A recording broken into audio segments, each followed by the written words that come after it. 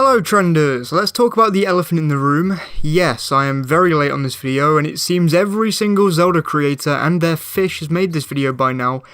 And along with that, I did also take a 3-week break whilst scripting this video, which means I am very rusty because I just finished my 2 biggest assignments of the year and needed a break from typing up scripts and the like. But I'm delusional enough to think that my opinion means something in the Breath of the Wild 2 space now, so hey, I'm here to discuss whether or not I think that the game's release could have been delayed. Which is a crazy sentence to even say out loud to begin with, because the only reason we're even discussing a potential delay is down to the sheer amount of games that are on the way this year.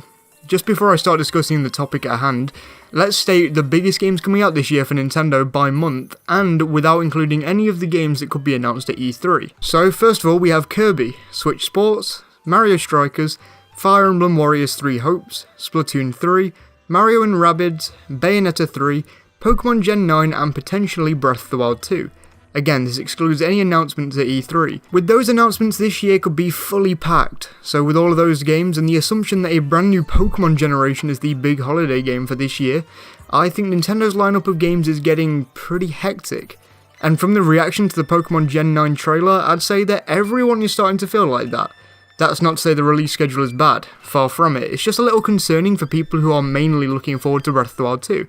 Now, for me personally, I'm looking forward to literally every single game that I just named on that list, especially since Kirby is so darn close and I've been getting so into Kirby these last few weeks, But there are a lot of people, myself sort of included, who are a little worried that Breath of the Wild 2 could be pushed back, or more simply, they're worried that it could be delayed. So let's start talking about why I don't think it'll be delayed. So yeah, that's right, I'll go on record for now and say that I don't think it's going to be delayed yet. Feelings could change when it comes to E3 time, but for now I'm more than happy with saying that I have full faith in Breath of the Wild sequel being released sometime this year. So much so that I think the game might release earlier than most people think it will. And I actually have a few reasons to back this up. First of all, and something to do with the series trends rather than anything else, when we look at the release dates of all previous Zelda games, we can take some pretty big observations out of it. For example, the gap between Skyward Sword and Breath of the Wild's release was 5.5 months. The gap between Skyward Sword and Twilight Princess was almost exactly 5 years. Between Twilight Princess and Wind Waker was little under 4 years. Now for Breath of the Wild, let's make it fair and set out the starting point for this trend when the final piece of DLC came around for the game. December 7th, 2017 for most territories. That still means by the time that December rolls around, the game would have been in development for around 5 years. Maybe not in active development, but definitely in some sort of development. Saying this makes 3 things pretty clear to me. First thing is that they're putting a lot of effort into the game no matter what. It also means that development most likely took a hit during the pandemic for pretty obvious reasons. Let's say this pushed them back a whole 6 months of development time, since the first Japanese state of emergency lasted until May of 2020. That still means a direct sequel to a game with a similar engine and the same art style has taken longer than most of the other games in the series, having close to the same development time as Breath of the Wild itself, and that was a huge departure from the average entry in the series. To me, this all spells out that the game must be close to completion. At this very moment, it wouldn't surprise me if they were actually putting on the final touches. Overall, I think this is already pretty good evidence to suggest the game's going to come out this year, but next let's talk about the game that spurred on this worry, Pokemon. Sure, Pokemon being presumably a holiday title could suggest that Zelda won't be, which would be a little odd, but 2 things.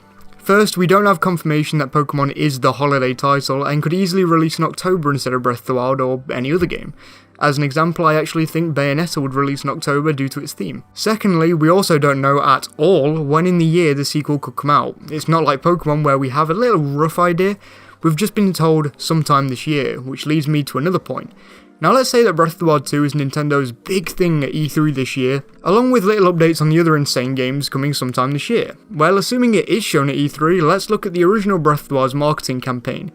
Sure, delay after delay, a few trailers usually to announce delays, until January of 2017. The Nintendo Switch presentation, one of the single coolest presentations Nintendo has ever held.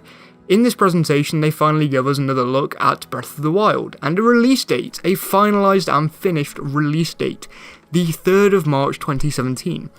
This means real marketing for the game outside of the occasional trailer started around the 13th of January, not even 2 months before the game's release, which is such a short amount of time.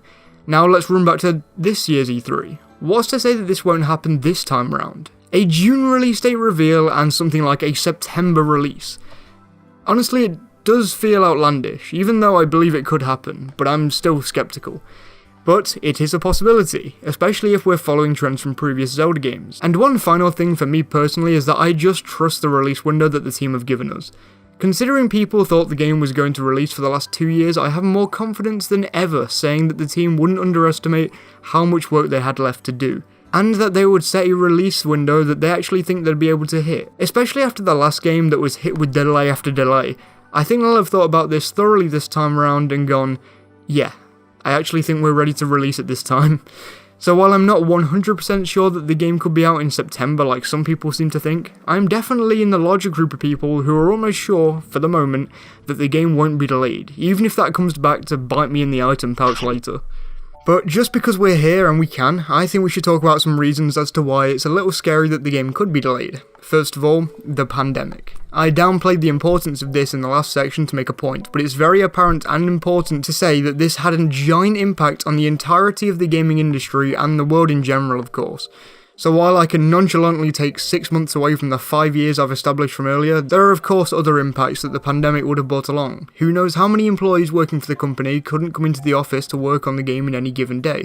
And let me say, if they delay the game because of this happening, I genuinely do not mind. Heck, I don't even mind if they do delay the game, as I'll discuss at the end of the video, but especially so here. Point is, the hidden impacts of 2020 could definitely carry over and could definitely mean that a delay is on the way. Apart from this, I can't see a reason as to why the game would be delayed apart from the announcement of that Pokemon game. And even then, the release of a Pokemon game, a game in a mostly different genre, shouldn't impact Breath of the Wild 2 too much. Heck, I actually think there's a chance they set that vague release window of 2022 just to see how Elden Ring did before sending the game out to ship. Otherwise people could compare the two, and while Breath of the Wild largely won that battle with Horizon Zero Dawn, in my opinion there's much stronger competition with Elden Ring. Either way, I can't see the game being pushed back to 2023. I truly believe it's already been long enough, and if I'm wrong, then I'm wrong, and I bet the comments to this video are amazing around E3 time. As I know a lot of comments could be talking about, oh, it doesn't matter if the game's delayed. But that's fine for me. The longer that the Zelda team have to work on the game, the more time they'll have put into it, ultimately meaning that the product should be better and more polished, because I don't know about you, but I'd love if there wasn't an area with FPS drops like Korok Forest in the next game. I want Breath of the Wild 2 to live up to its potential and live up to my love of the previous game and more. So while nothing I said in this video is final, I'm excited to see what happens, and we'll see. Thank you so much for watching this video. If you enjoyed, then please do support me by leaving a like rating and subscribing as we wait for more Breath of the Wild 2 news.